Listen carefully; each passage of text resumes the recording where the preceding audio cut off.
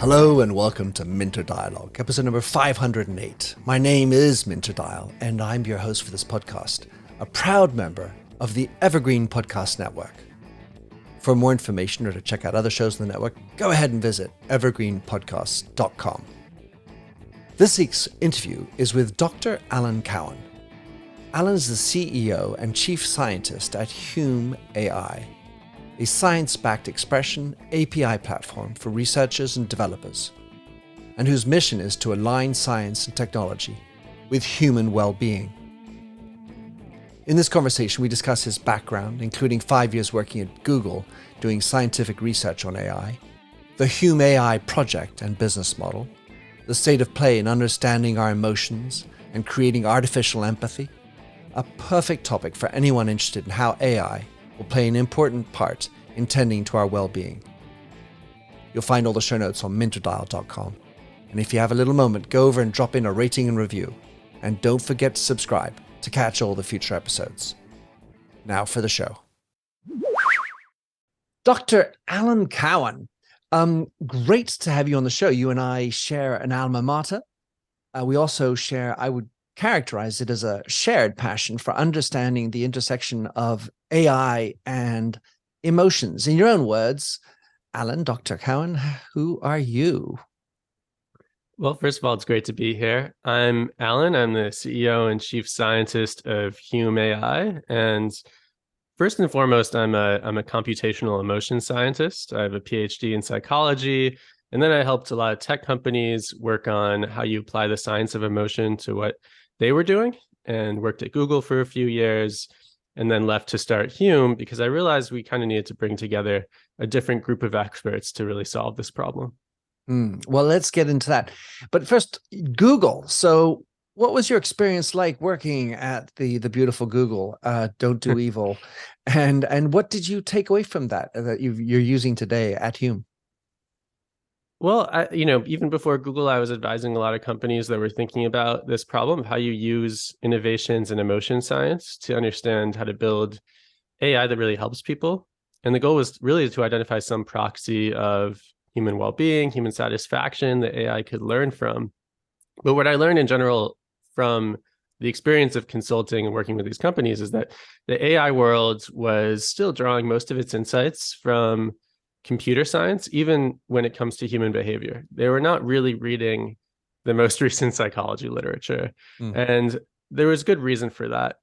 The older psychology literature was clearer. There's 5 or 6 facial expressions going back to like the 6 1960s. emotions. Right. It's very clear, and it didn't have all of these sort of vague self-critiques that kind of complicate things.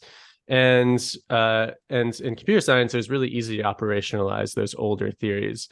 And at the same time, the newer psychology studies didn't have the kind of data that would help the tech world move forward from this. So this was a big problem. And I saw this consistently wherever I went. And so it was clear to me that what we needed to do was start something new that would be a joint effort, bringing together computer science and psychology and the tech world to kind of get the data that was needed to move past these older theories and operationalize things in a new way. That said, working at Google, you probably had a fair amount of data. And I'm familiar with Danielle Kretek, with whom I was on a radio show, and the Empathy Lab. What did you take away from their efforts to get into empathy, and how I put the cursor on the line of good to evil? I think everyone is well-intentioned there. I didn't see any evil going on. What I saw were attempts to solve a problem using what they had. They had tons of data, right? Google has no shortage of data. And, it's ironic because the data that Google has actually is, that they're willing to use for machine learning anyway, is public data that everybody has. And other companies use that same data. So even though Google has a lot of data, it's not really an uncommon kind of data that they have to learn from. It also, has kind of the same issues as everybody else's data, which is that it's just from the internet, right? and it doesn't have people's self-reported emotion or anything like that. It So it's has unstructured, it's untagged. It's unstructured and untagged, which is good for kind of the initial problem of pre-training a neural network. It's not great when you want to extract from that pre-trained neural network, or just from scratch, some semblance of controlled psychological insight. What I would say is missing. There's no experimental control. You can't really say whether somebody posted a video because this thing happened in the video, or whether this thing happened in the video because of something else. There's a cause and effect relationship that you can never take away from these things. There's a lot of bias. Women are portrayed in certain ways, men are portrayed in certain ways. And when you take that data down from the internet, you don't have any ground truth to compare it to. So you get ratings from professional raters, and these are trained raters who are told, this is a theory from psychology from the 1970s. We want to evaluate how accurately you can put these facial expressions into 6 different buckets, and they do it, and it just it wipes out all the nuance, first of all, but also there's perceptual biases when people are looking at images of people with sunglasses. Those people always look like they're expressing pride. When you're looking at women, there's different judgments than when you're looking at men. When people are wearing sports jerseys, it's just there's so much. There are so many confounders, really. Yeah, book by a cover. Yeah, exactly. And so you can't extract the insights that you want. So it's sort of like you have all this data, but it's kind of like being on the ocean and being thirsty. It's like it's not the right data. It reminds me of the ongoing challenge of trying to figure out how the brain functions, and the computational efforts that have been done in Japan and Switzerland those are the 2 that I know about, to try to map out how the brain functions. We're so far away from it. So at some level, wouldn't you say that making it simple is a way forward? Because if we're trying to chart the entire brain, good luck. Yeah, I mean, making it simple is good by sort of tackling it piece by piece. And that's really great, especially in domains like perception, where there really is a specific part of the brain that is responsible for converting stimulation of the retina into meaningful kind of visual insights, and that's the occipital lobe. And you can actually look at specific cells in the occipital lobe and see that they're doing certain things, like looking at different orientations and so forth. And I can get into that, but that's a little bit of a digression. But from the perspective of emotion, I mean, emotion's a kind of a different beast, right? Because it really involves, first of all, the whole brain. It involves almost every aspect of psychology. It's active in some way kind of throughout our entire lives. It influences what we think about, what we perceive, what we attend to, and it's just always in the background. And it's holistic. It's this thing that involves motor functioning and forming expressions, and it involves memory, and it involves cognition and attention and all of these things. So it's not as simple as breaking away one element.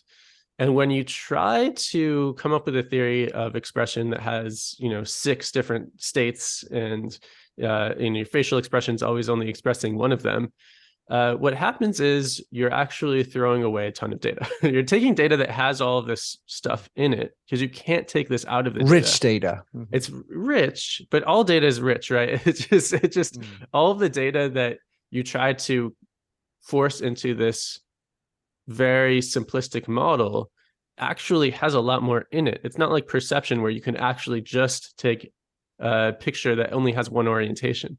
It's always going to have all of this complexity to it. And so it doesn't really work to try to simplify from the beginning. You really need to kind of tackle the complexity head on. Wow. Well, but at the same time, we're rendering it more complex, in my opinion. If you take the DSM, for example, and how it's expanded to 950 pages, 354 different maladies or disorders, maybe the next one's going to have another 500. And I mean, I exaggerate, but when does it end, the level of subtlety? Because if we're going to start going down to every neuron and then dissecting every emotion into 16 different styles of emotions, good luck following that rabbit. Well, there's not an unlimited amount of diversity here. So what you need to understand, well, as you add more dimensions to it, you're explaining less variance, right? And so there is somewhere that you can stop and be like, okay, I've captured 99% of the variance with 25 or 26 dimensions or something like that in a specific context for a specific expression. And it's really important to know how many dimensions you need and to know how things are kind of distributed along those dimensions and to know how those things are conceptualized. That's kind of the first question. And then you kind of know where you need to stop or how much you're missing if you stop at 6 dimensions. Turns out 6 dimensions capture like 20% of the information in a specific expression. And you also need to combine across different expressions because expressions are multimodal. You have audio, visual. So there's all these complexities. But 25, 30 dimensions, you start to be able to capture most of what's going on. So there is a kind of, it's not a stopping point, a strict stopping point, but you have a sense of like how much you need there. And then, with regard to the DSM, I think that there's a ton of different symptoms that overlap across many different disorders. And so the DSM is this thing kind of born out of necessity of like you kind of need kind of specific diagnoses because clinical trials are built in a specific way where you can only recommend drugs or treatments if somebody has this specific set of symptoms. So it really is working backwards from the treatment. But what you'd want to do is actually predict whether a drug is going to help somebody. And that you may be able to do along fewer dimensions. And that there's been efforts to do that. So hopefully DSM will get shorter and actually there won't be this like long set of rules. And instead, it's like we can predict based on this patient's pattern of behaviors what is going to be most effective for them at solving their issue. Before getting into exactly your work, one other area that's of interest to me as I look at it with a layman's perspective, and or at least reading a little bit about it, there is a school of thought that says we don't even know what we're thinking and feeling. We're not able to, as individuals, properly express what we're feeling. We make mistakes between different types of humor. We make mistakes in understanding whether we're depressed or sad, just to name some easy ones. But underlying this, I feel a large part of our problem is actually lack of self-awareness, self-knowledge. And so now we have Facebook saying we know you better than you, and is that what we're aiming at? Is that what we're going to end up with? Machines that know us better than ourselves? Well, I don't think that we have as much of a lack of self-awareness as many people say. I think that generally people can't express themselves very well. I think that there are limitations to the language that we use, and there's kind of movements in art that are dedicated to expressing yourself more precisely in some ways, right? But that doesn't mean that we don't know what we're feeling.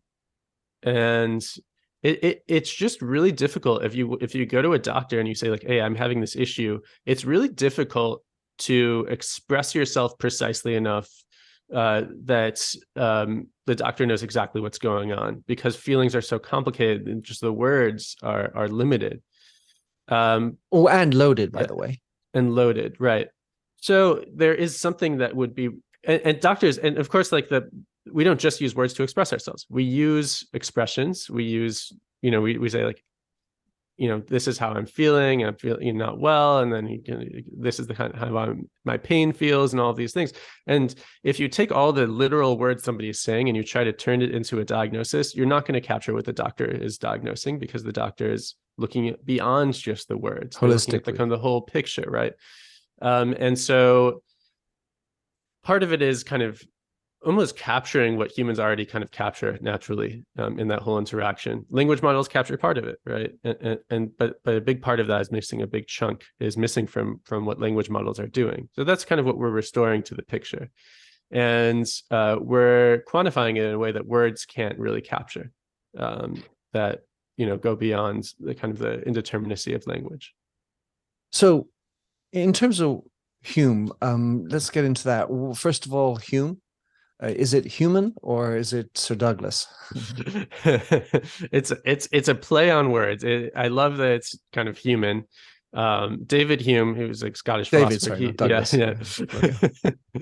Okay. He wrote about emotion a lot. He wrote that reason is and ought only to be the slave of the passions. That was one of his most famous lines. And he meant by that that thoughts and behaviors, first of all, they're driven by our emotions, which was a controversial idea at the time. But and a lot of people thought this was, a terrible thing to say because moral philosophy is not driven by emotions, but he was arguing that it is. Like, people have intuitions and then they try to back a moral theory based on those intuitions. But he was saying that this is a good thing, that because your thoughts and behaviors really only exist to make you happy anyway, it's a good thing that they're driven by your emotions. So we take inspiration from this, and that's, why we believe that this should be the case for AI, that the thoughts and behaviors of AI should also exist only to make you happy and to make people happy in general, humans happy. All right. And potentially animals. Yeah, nice. Well, yeah, they probably feel pain. In Al's The Fourth Age by Byron Reese, he refers to another school of thought which suggests that we do things before we even felt them or know them. So there's like this split microsecond, and we don't even know we're going to do it, but the intentionality happens before. What do you think about that? And is that also some other form of emotion that's just triggered before we even know it? Well, if you think about it, really, like, every thought that we have comes from somewhere, and it can't come from another thought, right? So, like, where do our thoughts come from? It's a baby thought. A baby thought, but really, there's a thought that came before, and then there's something in between, and that thing in between, I really think, is emotion. I think that it's the emotions that sort of guide us from one thought to another as we're going through this chain of thoughts and the branches, and decide which kind of branch we go down. And the more awareness we have of that, the more we can kind of try to put ourselves in the right mindset to address something and to think about things the right way. But we can't at the time control the chain of thoughts. We kind of have to let it be. And so from the perspective of, like, do we have what's the word? Free will. Free will. Yes, thank you. It was on the tip of my tongue. It doesn't matter if if at the end of the day your thoughts are coming from somewhere that's not another thought, then it's not really a question of whether we have free will. It's a question of whether we feel like our thoughts are consistent with what we want, right? And as long as our thoughts are in harmony with our emotions, and our emotions are kind of in harmony with what is good for us, I think that that's true. Is there not a possibility that in the seeking of good for us, we stray from who we really are? Yeah, I mean, but we have some control over who we are in the first place, right? We want to kind of be virtuous people in some way. Mostly most of the time. We have ideas about what's right and what's wrong, right? And those really strongly affect who we are. And we also are kind of we're animals, right? And we evolved in a context that is not the one in which we live. And so fundamentally, like, our instincts are not necessarily primed for us to be the people we want to be, and sometimes we have to stray from those. And that doesn't mean straying from who we are. I don't think it does. I think it almost means it elevates the idea that we can be in control of our destiny, and we can have some influence over what we want to be. Well, the suggestion that has for me, Alan, is that we are enlightened by nature, and this idea of consciousness and the greater sense of the world is innate in us. I think consciousness is innate. I think emotions are innate. I think emotions, how we express them, is influenced by culture. The times at which we feel those emotions are influenced by upbringing, culture, very significantly. but the emotions themselves, the set of feelings that we can feel, has to be there from the beginning, and really programmed into us by evolution. And so we are fundamentally trying to optimize to make ourselves feel the right emotions at the right times, but we operate around the constraints that we are animals that kind of are serving a set of needs that we evolved to have. Yeah, and we've done it through different trees, if you will. So you've got different parts of the world. So the notion of emotion, where do you sit on the cultural differentiation? I mean, if I take it from a layman's perspective, I've traveled to about 100 countries, and even like the idea of smiling or laughing, forgetting gestures and words and slang or whatever, but just the idea of smiling and laughter is, for me, very differently expressed. And of course, the English have the best sense of humor. Just kidding, but but how do you look at emotions when you're trying to study the complexity of them already, even in one person, in one country, in one city, so on, as opposed to the 7 billion? Do you think that there is actually a possible roadmap to having the mapping of all those emotions for everybody in the world? Well, there are substantial differences across cultures, but the nature of those differences tends to be that a set of emotional behaviors can be interpreted as having a similar meaning in most cultures, but we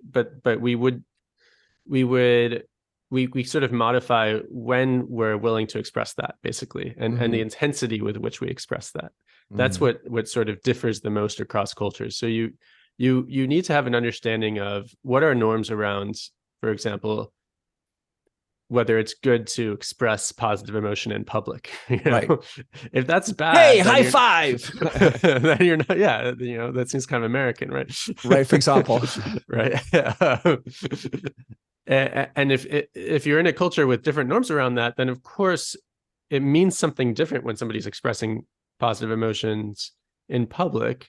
And yet we sort of agree on what the expression qualitatively represents. That's something we kind of agree on for the most part across cultures. I mean, there are nuanced differences, but about 75% is preserved in sort of the qualitative meaning of things. But then when you don't control for kind of cultural norms and what's good and what's bad in a given culture, then you lose most of that.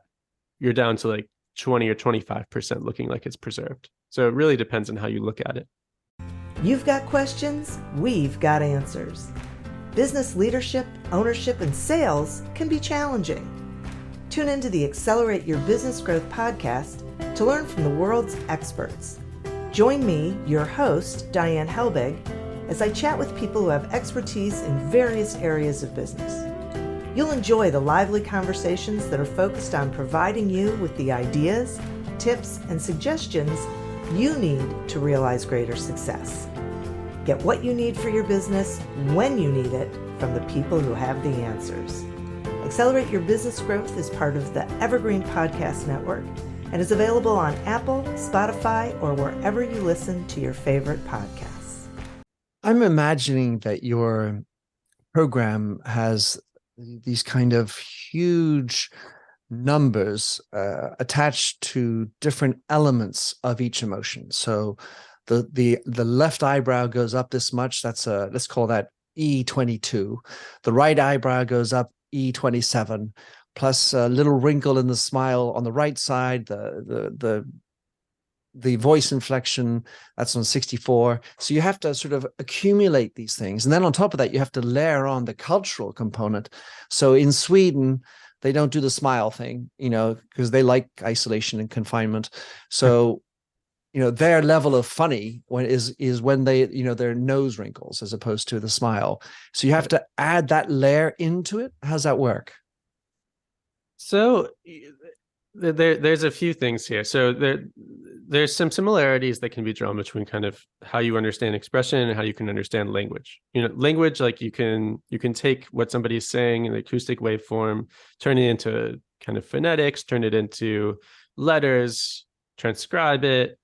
So that's sort of where the measuring expressions comes in. Like you're measuring expressions that really matter, kind of transcribing what's going on.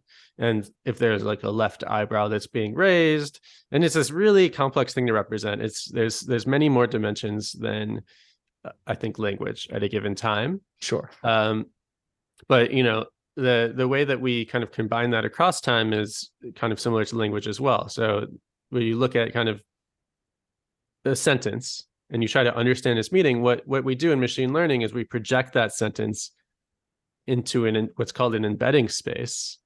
And basically that embedding space represents the sentence's meaning. In other words, you could say completely different words that have the same embedding because in general, they mean the same thing. And that's really important to do. So that's sort of, we do the same thing for expression, right? You can take a pattern of expression over time and you can project it into an embedding space. And then for language, like the embedding space is used to then predict, like, well, in a classic machine learning kind of operationalization of this, like you're just predicting the next sentence or the next word. But in applications, you're interested in predicting how somebody's likely to respond to a decision, right? Is it going to be good or bad for this person? That kind of thing. But that's embedded somewhere in the meaning of the sentence.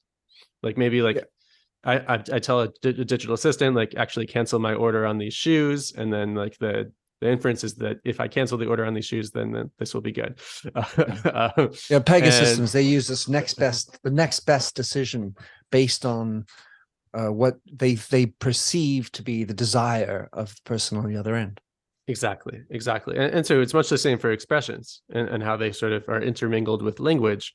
You have this embedding of expression, and you can start to predict, just from expressions, you can start to predict things like what somebody's likely to report having experienced in a given moment, or things about their mental health, or things about their personality and the culture they're in and their upbringing and development. All the things that influence expressions are somewhere in there if you have enough data. And the embedding is a little bit more complicated because it's influenced by all of those things. And so those are the things we have to think about. But we don't normally think too much about this one eyebrow raise. We're kind of thinking about it more holistically. Right. So the other thing that was going through my mind was, as you chart the words coming out of my mouth and you render those into some kind of typeset words, and you embed that, at the same time, the expressions that I'm having may not be happening at the same time as the words that I'm saying. We will typically laugh after we've been funny, just to make an example. And so you have to put the sort of matrix and the time lags together. Is that a complication? Yeah, I mean, it's really complicated when you're trying to combine language and expression. It's not something that we've mastered yet. That's going to take a lot of time. And people are just kind of coming out with these amazing language embeddings, and that's the basis for things like ChatGPT. And so we are trying to build technology that's complementary to that people can mix together, which is why we have like a separate language expression embedding, and we use a language embedding as well. And then it'll be an issue of combining those across time, which is complex. But the delay between expression and language is actually something that we exploit. And I think it's very informative, because if you want to train a language model that is optimized for somebody to laugh, it's great that the laugh comes after the language, and there's the kind of a cadence to that you can exploit. And so that's what tag it back. You go back and you can tag. That was funny. Exactly. Yeah. So then your comedians are going to have new scripts from Chat GPT. Right. Yeah. And there's actually, like, it's really nice because there's a turn taking element to it. Someone says something, then there's a laugh, or then somebody says something else, and you can exploit that nature, the kind of conversational nature of human interaction to train better language models and better expression models. So at Hume, what I was understanding is that you are a lab that is looking at all these different elements somehow separately, which like there's vocal impressions, facial expressions, language out of mouth. And so you're working on all of these separately. Is that what I understand? Then sort of working with other companies who are then using you, and that's the business model for the work that you're doing in sort of advanced research on each of these different areas? Totally. So they're separate at inception. We're kind of creating models that measure each of these different things, but then we're kind of mixing them together. And the way that these things get mixed together, the voice and face and body, really depends a little bit on the context and what you're trying to predict. And that then becomes more complex again. So as we like to work more closely with customers in a given application to help them figure out how these things are mixed together.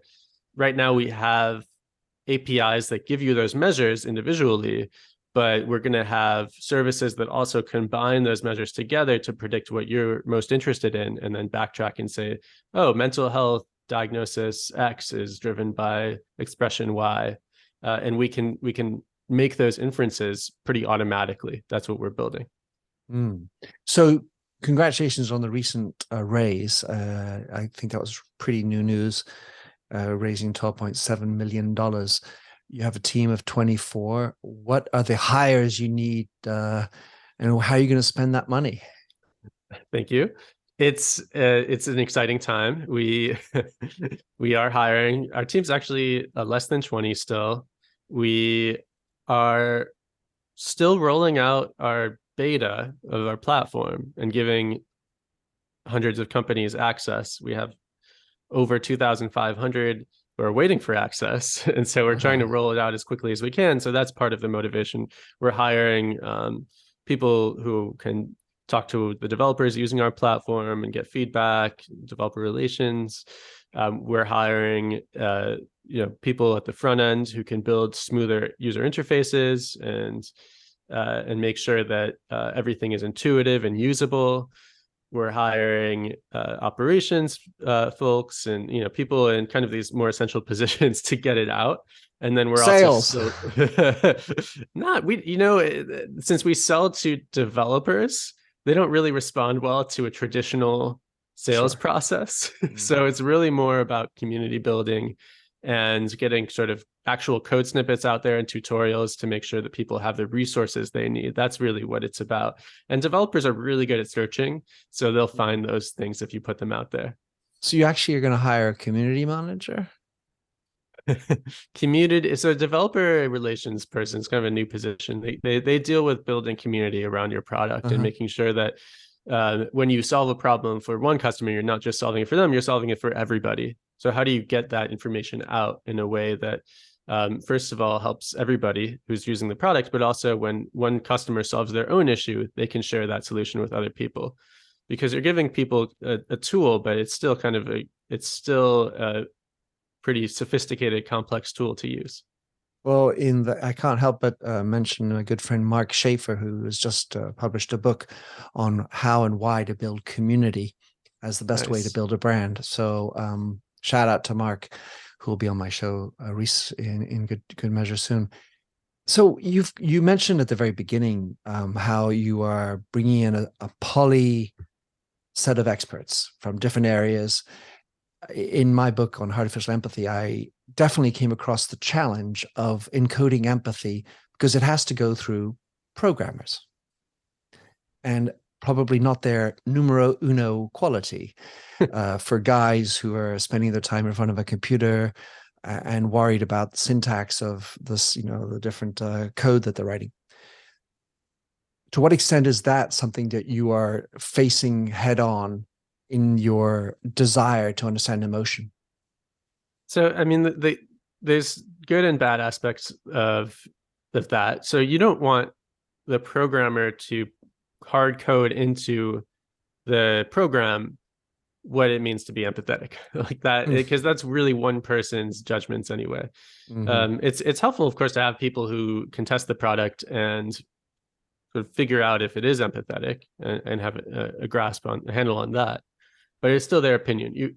We're very driven by kind of getting the data that would enable the program to learn how to be empathetic from the population, from like not just the programmers that work for us, but from a much larger sample of people that we sample in a way that follows the best practices from psychology. That's where we're trying to go. That requires innovations in sort of how psychology data is gathered. We gather, we take tens of thousands of participants, and we get data from around the world from them while they're recording themselves, and they're labeling their own expressions and saying, this is what I think this means in this instance. And they're labeling their experiences. This is how this makes me feel. And they're talking to other participants, and they're saying, I think that conversation could have gone better, or so we're taking all of these insights from people around the world who are being sampled in the appropriate way to be able to make generalizations.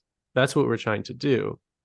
And the role of computer scientist is in this situation is really as a scientist, is thinking how do you model this data in a way that maintains its integrity, that controls for any potential confounds and biases.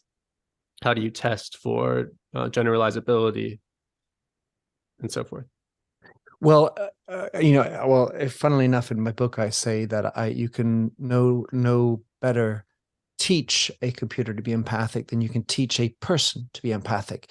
Both need to learn to want to be empathic, and that's certainly something that I picked up in my research.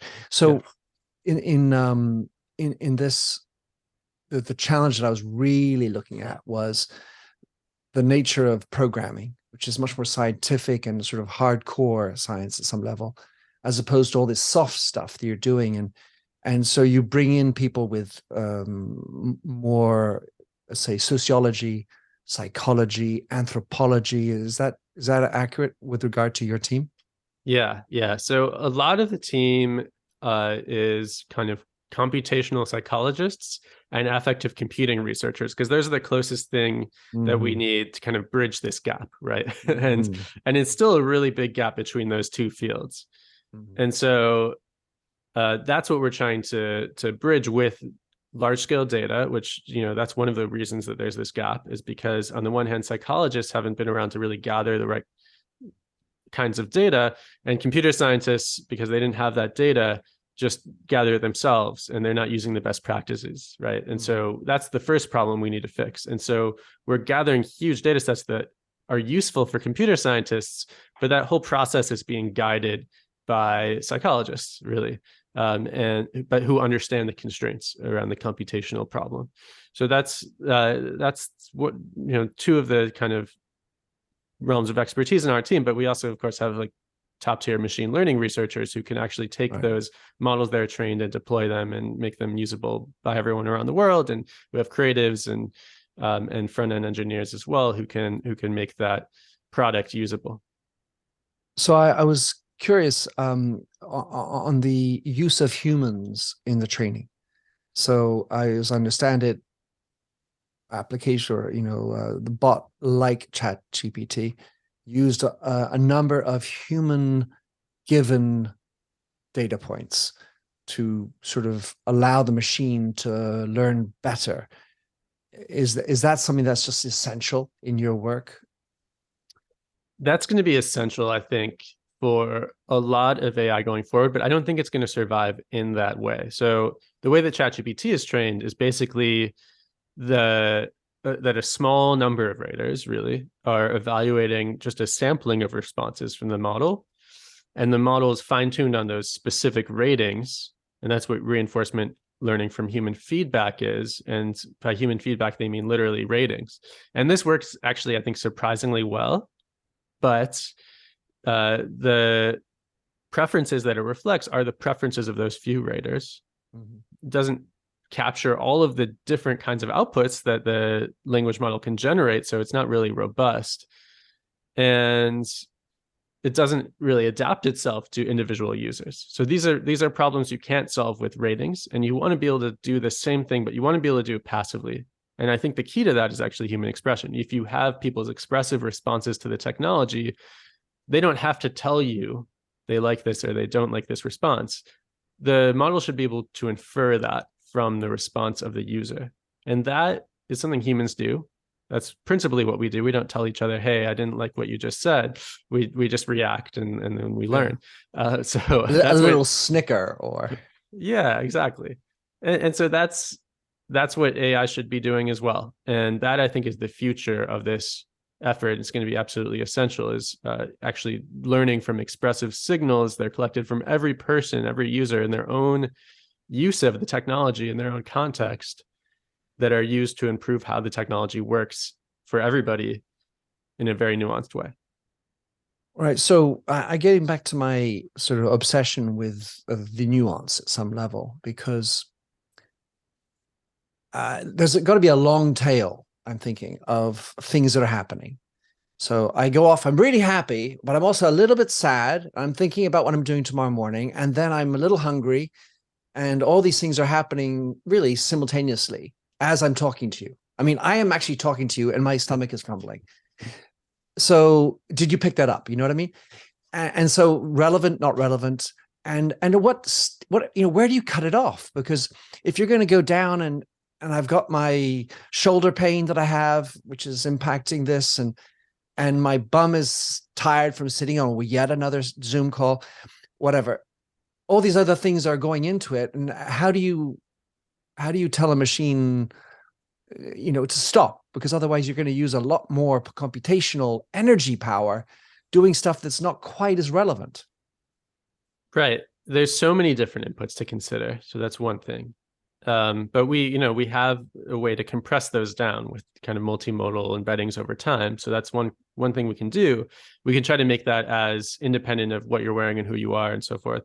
But what's really key is the ability for computers to do what humans do. Humans simulate. So they basically say, like, okay, this is what I've learned so far about what I think you want and when I'm talking to you, and I'm going to simulate saying something, and then kind of simulate what your reaction would be, and then I test that. That's the second part. That's what really needs to happen, is that after computers come up with a way of saying, oh, I think based on my simulation that this user is going to respond beneficially to this, then they try it.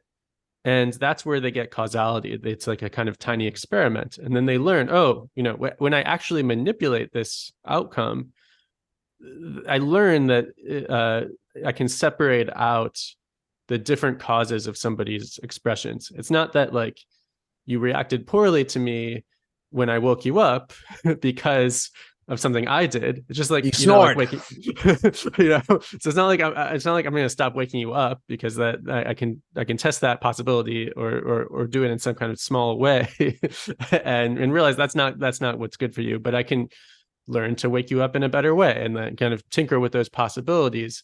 And that's what the computers will learn to do. And I think that our lives will become better in ways that we don't even anticipate from that.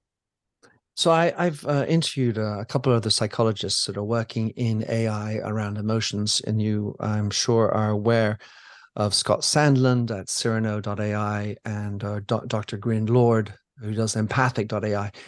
If you're not, in any event, the couple of things that patterns I'm picking up as we explore this whole place, which, as you, of course, have said, we ain't finished getting all the work done, is that on the one hand, most companies are going at this sort of one block at a time. I'm going to figure out eye expression. I'm going to figure out mouth expression. I'm going to figure out language or whatever. And then they get that as best they can. And then little by little, they'll layer in the other ones. The other observation I have seems to be, through my discussions, is that the trial and error that you were just talking about, waking up or whatever, we go for training in least consequential situations. So am I going to be able to use this machine to help somebody buy a lollipop or whatever? Well, of course, that's a sugar, so God forbid that's evil. But let's say, a commercial act, which isn't that big a deal. At the end of the day, you're spending $1.20. The end of the world will not be nigh if you buy or don't buy. So is that the type of work that you're also doing, which also feeds the beast, allows you to get revenues in, because you can't go out there and do therapy just yet with your machines? So a few things. First, in terms of, focusing on one thing at a time, I don't think that's the right approach, because that to me is like if you were building a language model that only focused on certain letters, right? It wouldn't all tie together. So that's how I feel about that. And I think it really makes sense to take account of all the signals. And when you do that, you see something different.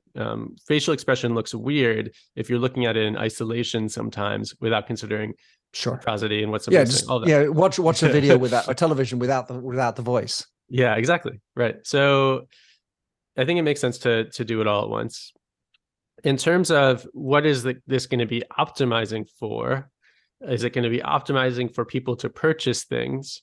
We explicitly say that we don't allow that. In fact, I don't think it's that helpful for that, because if you're just going to optimize for a purchase, you might as well just use the raw audio and visual input as your signals, and the algorithm will derive what is a relevant expression from that.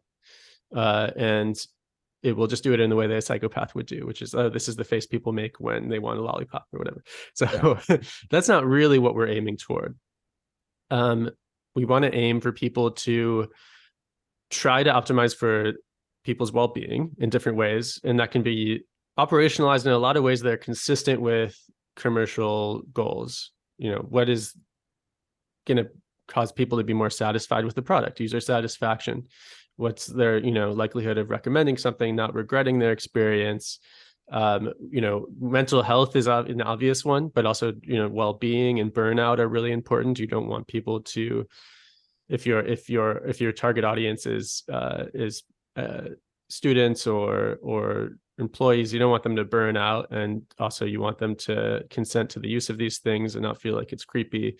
So often, many of the commercial uses are consistent with optimizing for well-being. And then when you have edge cases, sometimes those edge cases are really interesting, because you can optimize directly for somebody to buy a lollipop, right? Or if you are considering expression, you can say, hey, optimize for somebody to buy this lollipop, but at the same time, make sure that all the levers that you're using to optimize for that are consistent with people not regretting that they did this, that they feel better afterward, that that they're expressing more positive emotions as a result of the manipulations that you're making, not manipulations per se of like human psychology, but just like all the changes that you're making to your product, just all the things that that you're doing are people better off at the end of the day, as you're optimizing for people's.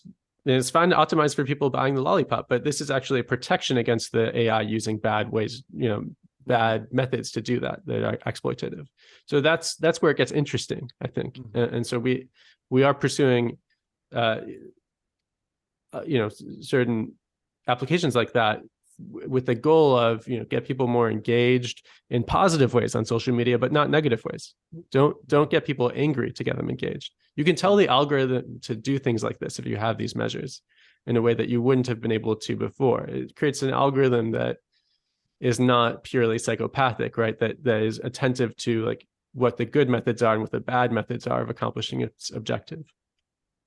So time is running out. I'm so upset about that, because one of the areas that I'm struggling with as I sort of plow through it in thought experiments is not optimizing just for happiness and just for well-being.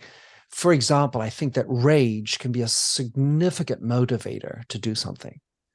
A grudge or something that you didn't get as a child can make you really do something strong. And so that negative beast, call it jealousy, call it pride, whatever, has motivation. And so I feel like we ought also to allow for that negativity to exist. If we don't embrace our negativity, put another way, then we have to embrace perfection, and good luck getting that. I completely agree with you. So one of the things we want to make sure people don't do is optimize for one really narrow dimension of well-being, and then everything else kind of disappears and you lose all the complexity of human experience. Mm-hmm. What we're trying to do is make sure that as much as possible that complexity is preserved, but everything is being nudged in a good direction. So that's one answer to that. And the other answer is it really matters what time scales you look at, right? Because even though you're saying it's good that you had this experience as a child that made you angry, you had this grudge and it motivated you, but 20 years later, you feel better off because of it. And hopefully you're exhibiting signs of being a happier person, right? And I'm not saying that we're going to get to that level of longitudinal study anytime soon. Unless you're the Harvard study, right? The 80 years. Yeah, I mean, there's that, right? But there's also data in the world now that is a 20-year time scale of data. And a lot of it you own, and it's all in one place on your computer, or your phone, or like your archives, wherever it is. We can take advantage of this. And over time, this will be more of an issue of like, we can look back retrospectively at how platforms surfaced certain kinds of content, how things were optimized, and see how this is affecting people's lives and how it's affecting society on a longer time scale. And I think that's going to be a really important thing to do when you're deploying these kinds of technologies. So the last question is therapeutic AI.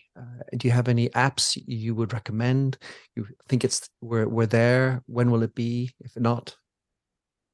So I think that it's coming close. I think people are having interesting experiences just using kind of proof of concept applications with ChatGPT and other language-based technologies, which is, I think, where we've seen the most development in the last few years. There's kind of language processing, language generation. And that's kind of exciting. I think that there's good and bad things to talking to a digital person. One is that you don't feel judged. And, the bad thing is that when the digital thing says, hey, I totally understand what you're going through, you're like, no, you don't. So there's good and bad things. And I don't think that we're going to be at the point anytime soon where technology is going to replace having a human therapist. And I don't think that should be the goal. But there's forms of augmentation that I think are going to be really important. So being able to monitor yourself and say, like, I have this assessment of how my week was going when I walk into the therapy session. Mm-hmm. But what if I actually knew what I was expressing during the week? Or when my heartbeat was up at that time, or something else was happening. Exactly. And I think that's useful information. Yeah. Well, I think the augmentation story is big, even in the sort of administrative level for a therapist, so that they can deal with all the other stuff, the screen calling and stuff like that, and then get to the heart-to-heart, human-to-human. Alan, time is up. Darn. How can people track you down, find out more about what you guys do, where you write? It's been fascinating chatting with you. Totally. Yeah, it's been great to be here. If you want to check out Hume, go to Hume AI. If you're a developer, you can sign up for our waitlist there, get platform access pretty quickly, and start playing around with our technology. We collaborate more closely with labs, and if you're interested in collaborating more closely on any problem, you can always reach out to hello@hume.ai and tell us sort of what you're working on. We're really interested in hearing about that. To check out the ethical guidelines that guide some of our work, which I didn't get a lot of time to talk about, but we have a separate nonprofit that comes up with ethical guidelines that we adhere to and that we put into our terms of use. You can go to thehumanitive.org. And again, we welcome feedback on those. And we have the podcast, The Feelings Lab, which is on all the places that you get your podcasts. And I think that pretty much covers it. You could also follow us on Twitter. It's Hume__AI, although we're trying to get a better handle. Get a better handle on Twitter. Get a better handle on life. Yes. Love it. Alan, Exactly. It's been a pleasure. Thank you so much for coming on. Good luck with everything. Thank you. Thanks for having listened to this episode of the Minter Dialogue podcast. If you like the show and would like to support me, please consider a donation on patreon.com/MinterDial. You can also subscribe on your favorite podcast service. And as ever, rating and reviews are the real currency for podcasts. You'll find the show notes with over 2,000 and more blog posts on minterdial.com. Check out my documentary film and 4 books, including my last one, You Lead, How Being Yourself Makes You a Better Leader. And to finish, here's a song I wrote with Stephanie Singer, A Convinced Man.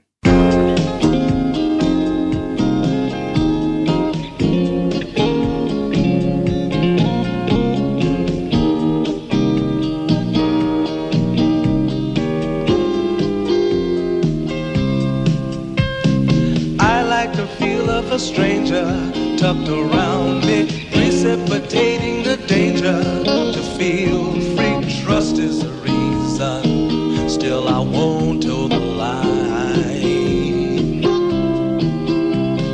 I sit here passively, hope for your respect, anticipating the thrill of your intellect. Maybe I tell myself there's no use in me lying.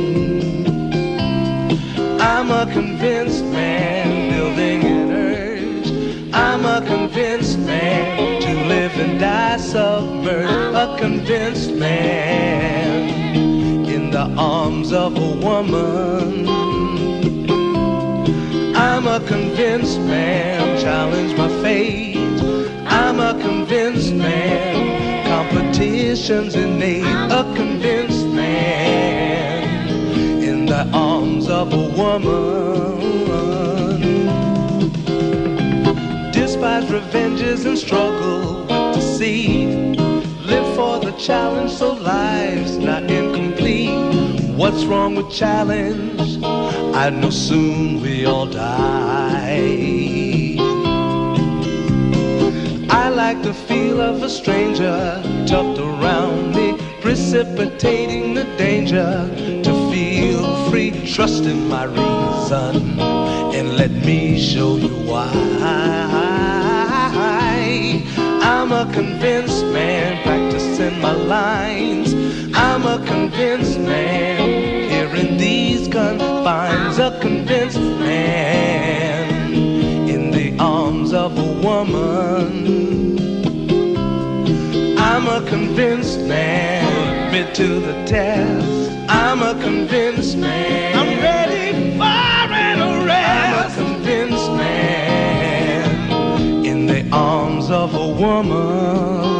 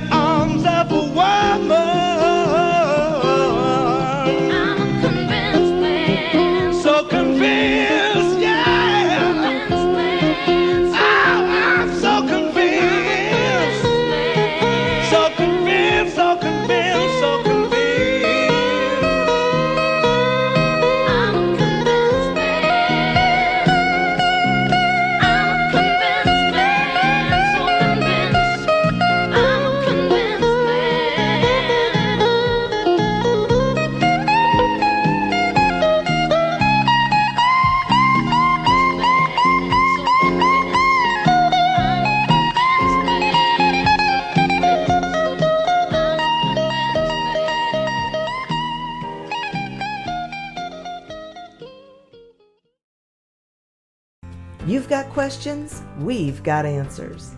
Business leadership, ownership, and sales can be challenging. Tune into the Accelerate Your Business Growth podcast to learn from the world's experts. Join me, your host, Diane Helbig, as I chat with people who have expertise in various areas of business. You'll enjoy the lively conversations that are focused on providing you with the ideas, tips, and suggestions you need to realize greater success. Get what you need for your business when you need it from the people who have the answers. Accelerate Your Business Growth is part of the Evergreen Podcast Network and is available on Apple, Spotify, or wherever you listen to your favorite podcast.